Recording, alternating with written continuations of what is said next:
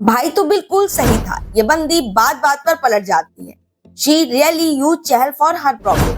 This is exactly how gold digger look like.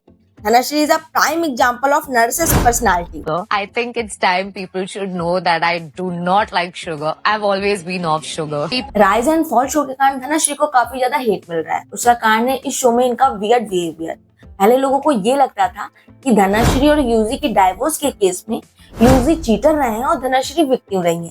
Dhanashree के साथ वाकई में गलत हुआ है, लेकिन इस एटीट्यूड को देखकर लोगों को ये कंफर्म हो गया है कि डाइवोर्स धनश्री के कारण हुआ, जबकि धनश्री ने खुद कन्फेस किया था कि इस शो में वो अपनी इमेज को क्लियर करने आई, क्योंकि उनके रिगार्डिंग उनका बहुत ही ज्यादा निगेटिव प्यार किया गया और उनकी इमेज को बहुत ही ज्यादा डिस्ट्रॉय किया गया है, क्योंकि उन्होंने कभी भी किसी पॉडकास्ट में अपने डाइवोर्स के रिगार्डिंग खासा बात नहीं की है।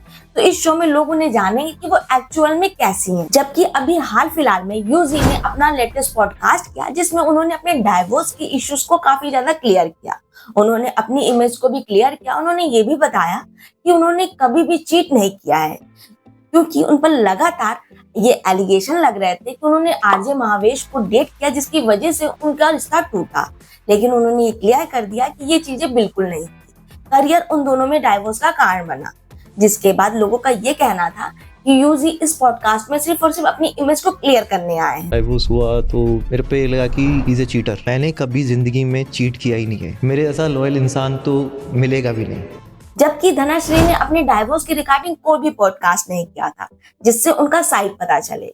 उन्हें ये लगा कि इस शो में आकर वो अपनी इमेज को क्लियर कर पाएंगे। अब जिन्हें ये स्टोरी नहीं समझ में आ रही है उनके लिए थोड़ा सा बैक में चलते हैं। तो देखो, धनश्री जो है वो एक कोरियोग्राफर थी, वो डांस सिखाती थी और सोशल मीडिया पर काफी ज्यादा एक्टिव थी। यूजी की नजर धनश्री पे पड़ी और उन्होंने उनसे कांटेक्ट किया। उन्होंने बोला कि मैं आपसे डांस सीखना चाहता हूँ। उसके बाद दोनों में मुलाकात हुई और डांस सीखते सीखते दोनों में प्यार हो गया और 5-6 महीने डेट करने के बाद ही दोनों ने शादी करने का फैसला ले लिया। ये बात लॉकडाउन की है और 2020 में उन्होंने शादी कर ली। इनकी शादी के बाद इनको बहुत ज्यादा ट्रोल किया गया। लोगों का ये कहना था कि अगर लड़की सुंदर हो और लड़का अमीर हो तो शादी और प्यार बहुत जल्दी हो जाता है, और इन लोगों को लगातार ट्रोल किया जाता था। लेकिन अगर ट्रोलिंग को एक साइड रख दें तो आपको नहीं लगता है कि इनकी शादी बहुत जल्दी में हुई? 5-6 महीने डेट करने के बाद ही इन दोनों ने शादी कर लिया।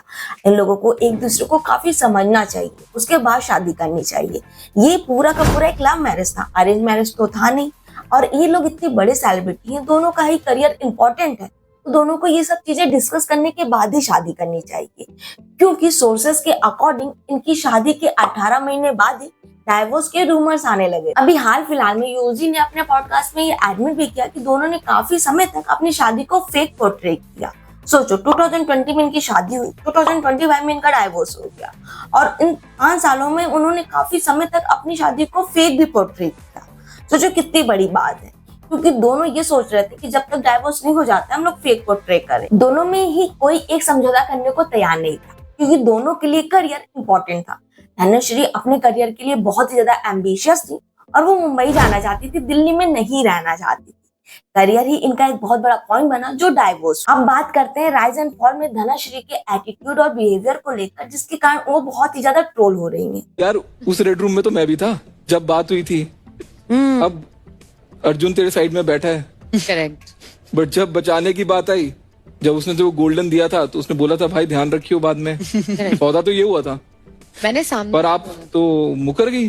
आप सिर्फ मुकरी नहीं, नयन इसको भी बोल दिया भाई तू प्रॉमिस क्यों कर रहा है किसी को। जब क्योंकि उन्होंने अर्जुन बिजलानी को बिट्रेट किया।